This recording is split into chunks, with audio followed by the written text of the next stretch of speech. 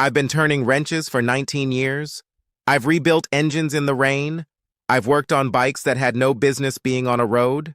But I'll tell you something, nobody in this industry wants to say out loud. Some of these bikes that people spend $30, $40, $50,000 on, they are an absolute nightmare to work on. Not because we don't know what we're doing, because the manufacturers built them in a way where they don't want you touching them. Proprietary tools, hidden bolts, software you need a dealer login to access, electronics that talk to nothing and no one. Today I'm going to tell you exactly which 10 bikes in 2026 make every mechanic on this planet want to walk out of the shop and never come back. Stay right there. Bike 1. Ducati Panigale 4. Let's start with the most beautiful nightmare in motorcycling right now. The Ducati Panigale V4. Look, nobody is going to argue with you that this bike is a masterpiece on the track. 215 horsepower desmodromic stradale engine, the closest thing to a MotoGP bike you can actually buy and ride on the street. But the moment that thing rolls into my workshop, my jaw tightens. Here's why. The valve service. Interval on a Panigale V4 is 6,000 miles. 6,000. That means every 6,000 miles you are pulling the fairings off, you are removing the fuel tank, you are pulling out the airbox, and then you are getting access to a V4 engine that is so tightly packed that your hands barely fit between the components. Ducati's desmodromic valve system, which is what makes their engines unique, has no valve springs. Instead, it uses a mechanical system to open and close each valve. Beautiful engineering. Absolutely merciless to service. You have to measure and shim every single valve individually. There are 16 of them. If one is out of spec by even a hair, the entire job has to be redone. We're talking 8 to 12 hours of labor minimum, and that's for an experienced mechanic who has done it before. Parts are Italian and priced accordingly. Consumer Reports data consistently shows Ducati owners report problems at a dramatically higher rate than Honda or Yamaha owners. And when you bring it in, you're not just paying for the parts, you're paying for the hours. A valve service on a Panigale V4 at a dealership routinely runs over $2,000, sometimes closer to $3,000. And it's not if it needs it, it's when. Every 6,000 miles, like clockwork. That's the deal you make when you buy this. Machine.bike 2, BMW R1300, GSD BMW R1300 GS. The adventure bike that sells more units globally than almost anything else in its class. It is a technological marvel. It weighs less than its predecessor, makes 145 horsepower out of a 1300cc boxer twin, and it has so much electronics on board that it basically rides itself. Adaptive cruise control, radar-assisted collision warnings, semi-active suspension that adjusts in real time. The problem is exactly that. Every single one of those systems requires a special diagnostic tool to access. Not a standard OBD reader. Not something you can pick up at an auto parts store. A specific BMW Motorrad tool that costs thousands of dollars to own and that dealers and BMW certified shops guard like it's classified information. The boxer twin engine layout, where the cylinders stick out horizontally on both sides, sounds like it would be easy to access, and in some ways it is, but the way BMW has packaged the electronics, the CAN bus wiring system, and the new shift cam variable valve timing mechanism inside the engine means that what looks accessible from the outside is anything but when you go deeper. Long-term ownership data shows the R1250 GS, the previous model, suffered persistent electronics issues that were notoriously difficult to diagnose without factory software. The R1300 GS adds more layers. Total Motorcycles Recall Tracking. Database shows BMW consistently appearing in recall campaigns related to starter relay moisture intrusion, electrical overheating risks, and sensor calibration failures. Each one of those requires a software flash, a dealer visit, and time. Lots of time. For a bike that costs close to $20,000, owners expect it to be bulletproof. And mechanically, the engine itself is strong. But the electronics wrapped around it, that's where shops lose their minds. Bike 3. Aprilia RSV4. If Ducati is the nightmare you see coming, the Aprilia RSV4 is the nightmare that sneaks up on you. This is one of the most overlooked bikes on this list because most people outside of serious sport bike culture don't know the RSV4 the way they know a Panigale or an R1. But ask any independent mechanic and they will tell you the same thing. The RSV4 is a deeply impressive machine wrapped in a deeply frustrating package. It's a V4 engine, narrow angle, 65 degrees between the cylinder banks, producing around 217 horsepower in its factory trim. And like the Ducati, it has valve service intervals that make grown men weep. Every 15,000 kilometers you are into that engine whether you like it or not. The fairings on this bike are complex. Multiple panels, multiple access points, most of which require the removal of something else before you can get to what you actually came for. The throttle bodies sit inside the frame in a way that makes cleaning or replacement a genuinely multi-hour job. Parts availability is the other issue. Aprilia is an Italian brand with a smaller dealer network than the Japanese manufacturers, which means ordering components can take weeks. If you're in a major city with an Aprilia dealer nearby, you might be okay. If you're anywhere remote, you're waiting. And the electronics system, Aprilia's APRC suite of rider aids, is sophisticated enough that diagnosing faults without factory software is nearly impossible. Track riders love this bike. Mechanics love the day it gets traded in for something. Japanese Bike 4, KTM 1290. Super Adventure R-KTM makes some of the most exciting motorcycles on Earth. The 1290 Super Adventure R is proof of that. A 160 horsepower V-twin that will genuinely go anywhere you point it on road or off. Adventure riders obsess over this machine, and it has earned that obsession. But KTM as a brand has been going through serious financial turbulence. They filed for insolvency in late 2024, and while Bajaj, the Indian manufacturer, has stepped in with investment and kept production going, the aftershocks of that instability are being felt at the parts level. Mechanics who work on KTM machines have been reporting extended lead times on components. Some parts that used to be readily available are now on backorder for months. That's the business side. The technical side is its own story. The LC8 V-twin engine in the 1290 is a high-strung, highly tuned power plant that demands attention. Service intervals are aggressive. The engine puts out enormous torque, over 100 pound-feet, and the drivetrain components wear accordingly. The electronics package on the Super Adventure R is dense. MSC cornering ABS, semi-active suspension with WP linkage, multiple ride modes, and a radar-assisted adaptive cruise system on newer models. All of that requires software access. And with KTM's dealer network under pressure from the financial situation, getting an authorized service appointment has become harder in many regions. The bike itself is worth every dollar when it's running right. Getting it running right when something goes wrong is where the headaches begin. Bike 5. MV Agusta Brutale 1000. There are beautiful bikes. There are fast bikes. And then there is the MV Agusta Brutale 1000 RR, which is both of those things plus one more thing.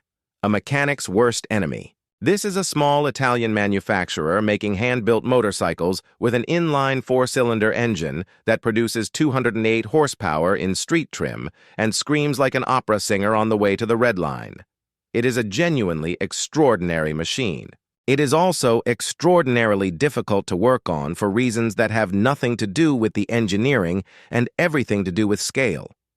MV Agusta produces a tiny number of bikes compared to Honda or Yamaha or even Ducati. That means parts supply is thin.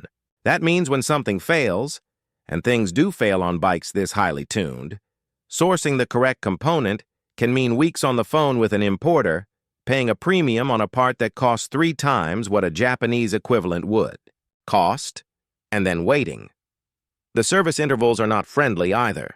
And the complexity of the engine and electronics means Most independent shops won't even touch it, which pushes owners back to authorized dealers, where the labor rates reflect the exclusivity of the brand.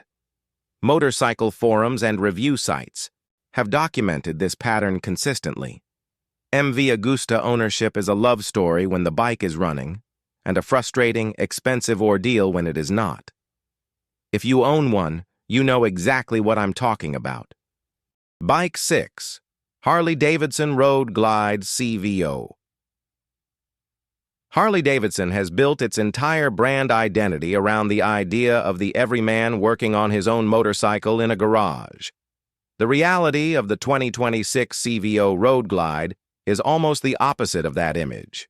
The CVO is the top-level touring machine from Milwaukee, loaded with a 121 cubic inch Milwaukee 8 engine, a massive Rockford Fosgate sound system, a full-color infotainment system with Apple CarPlay, and enough electronic rider aids that it barely feels like something you'd find in a traditional Harley shop. And that is exactly the problem. The older Harley touring bikes, the ones with the carbureted Evo engines, you could work on those in a parking lot with basic tools. The CVO in 2026 requires Harley's digital technician software to communicate with the bike's control modules. When the infotainment system glitches, when a sensor throws a code, when the CAN bus has a communication error, you need the software. Independent Harley shops have access to some of that, but not all of it. The fairing system on the Road Glide is enormous and layered. Access to the battery, the electrical connections, the brake system, all requires pulling significant bodywork. And the primary chain case, the thing that houses the primary drive between the engine and the transmission, is a pain point that Harley mechanics have documented for years. Getting into it cleanly, without leaving traces of primary fluid everywhere, without rounding bolts that have been torqued to factory spec and then heat-cycled dozens of times, requires patience and the right tools. Consumer Reports found Harley improved its reliability significantly through the late 2010s, but the CVO is a different animal from those dependable middleweight sportsters. It is a machine built to impress, and it impresses in every way, including in how much it costs to maintain. Bike 7. Yamaha YZF R1. The Yamaha R1 is the Japanese superbike that the whole world respects. Crossplane crankshaft engine, 200 horsepower, one of the most capable track bikes you can legally ride on public roads. Yamaha's reliability reputation is built on decades of quality. The R1 earns that reputation in terms of long-term mechanical durability. Where it earns its place on this list is in how inaccessible it is the moment it needs real work. The bodywork on the R1 is a multi-piece fairing system that looks sharp on the street but turns into a puzzle when it's in the shop. You cannot get to the majority of serviceable components without removing significant panels, and those panels are connected in a sequence that requires knowing the right order. Go at it wrong and you're cracking tabs or scratching painted surfaces. The ECU on the R1 is sophisticated, and accessing the full range of diagnostic data requires Yamaha's proprietary software, which is available to dealers and certified shops, but not to independents. The traction control and slide control systems, the launch control, the wheelie mitigation, all of it is software managed and software diagnosed. Valve service, while less frequent than on Italian machines, still requires getting deep into a tightly packaged engine. And the exhaust routing on the R1, especially on models with underseat exhaust configurations, makes simple tasks like checking the rear brake system into a genuine project. The bike's owner community is passionate and knowledgeable, and there are mechanics who specialize in R1s and know them inside and out. But for a general shop taking it in as a walk-up job, the R1 demands respect and preparation before a single bolt is turned. Bike 8. Honda Africa Twin with DCT. The Honda Africa Twin is one of the most beloved adventure bikes on the market. Honda's reliability record is legendary. Mechanics around the world say that when a Honda breaks down, it's usually because of neglect, not design. The Africa Twin with the optional DCT, the dual-clutch transmission, is a different conversation. DCT is a remarkable piece of technology. It gives you the efficiency of a manual gearbox with the convenience of an automatic, and it does. So through a system that is genuinely complex. 2 clutch packs, an internal hydraulic control system, multiple solenoids, and a software layer managing all of it in real time. When DCT works, and it works most of the time, it's brilliant. When DCT doesn't work, you are deep inside a transmission system that requires Honda-specific diagnostic tools, Honda-specific software, and a mechanic who understands DCT architecture. Most general shops will tell you flat out, DCT fault, go to a Honda dealer. And they're not wrong. The DCT unit is not a serviceable item in the traditional sense. When something goes wrong inside it, replacement or factory rebuild is the standard path.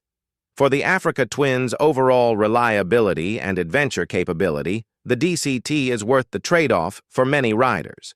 But every mechanic who has had one come in with a transmission fault code knows exactly what kind of afternoon they're in for. Add the Africa Twin's complex electronics, the touchscreen-controlled infotainment, the multiple riding modes and terrain management systems on the Adventure Sports version, and you have a bike that is fundamentally different from the simple, fix-anything-anywhere machine that made the original Africa Twin famous. Bike 9. Zero Motorcycles, SRF. The Zero SRF is the most forward-looking bike on this list, and simultaneously the one that reveals the future of what it means to maintain a motorcycle. And it's not a future that mechanics are excited about. Zero is an American electric motorcycle company making genuinely fast, genuinely impressive machines. The SRF does 0 to 60 in about 3 seconds. It has a range of over 120 miles in city conditions. It charges on a standard outlet or a rapid charger. It is smooth, fast, and clean. And when something goes wrong with it, there is almost nothing a conventional motorcycle mechanic can do. The motor is sealed. The battery management system is proprietary. Software updates, mode changes, power calibration, all of it runs through Zero's own app and Zero's own dealer network. Mechanics who spoke to repair advocacy organizations like iFixit and PIRG have said categorically that electric bikes don't give shops the same repair resources that traditional mechanical bikes do. The information simply isn't there. Manuals don't exist publicly for the electronic systems. When the motor throws an error code, you need Zero's software to read it. When the battery degrades faster than expected, and early owners have reported degradation at a faster rate than advertised, there's no independent option. You go back to Zero. The bike itself uses unique proprietary components that can't be swapped with standard parts. This is the right to repair issue brought to life on 2 wheels, and in 2026, as electric bikes become more common, it's going to become the defining maintenance story of the decade. Bike 10. Ducati Multistrada V4. We're ending where Italian engineering is at its most ambitious and most exhausting. The Ducati Multistrada V4. On paper, this bike does everything. It's an adventure bike. It's a sport tourer. It's a daily rider. It has radar technology front and rear for adaptive cruise control and collision awareness. It has a 1158cc V4 engine derived from the Panigale platform. It has 170 horsepower, semi-active skyhook suspension, cornering lights, 6-axis IMU, and enough electronics to run a small aircraft. Reviewers at Cycle World, Motorcycle.com, and RevZilla have all praised its capabilities enthusiastically. And every word of that praise is deserved for the riding experience. But behind that riding experience is a machine of extraordinary complexity. The V4 engine carries the same service intensity as the Panigale. Tight valve intervals, a desmodromic system that doesn't forgive neglect, a labor-intensive service process every time the intervals come due. The radar systems front and rear require calibration. The suspension system has electronic components that communicate with the IMU and the mode system, and when they fall out of sync or throw a fault, diagnosing the problem without Ducati's DDS, their dealer diagnostic, system is essentially guesswork. Ducati owners are statistically far more likely than Honda or Yamaha owners to report problems according to consumer data. BMW owners report even more, but the Multistrada V4 represents a bike where the gap between the riding experience and the ownership experience is genuinely wide. You buy it for the road. You dread it the moment it needs to go in a lift. That's the honest truth, and that's why it closes this list. Look, I'm not telling you not to buy any of these bikes. Some of them are the greatest motorcycles ever made. I'm telling you to know what you're getting into.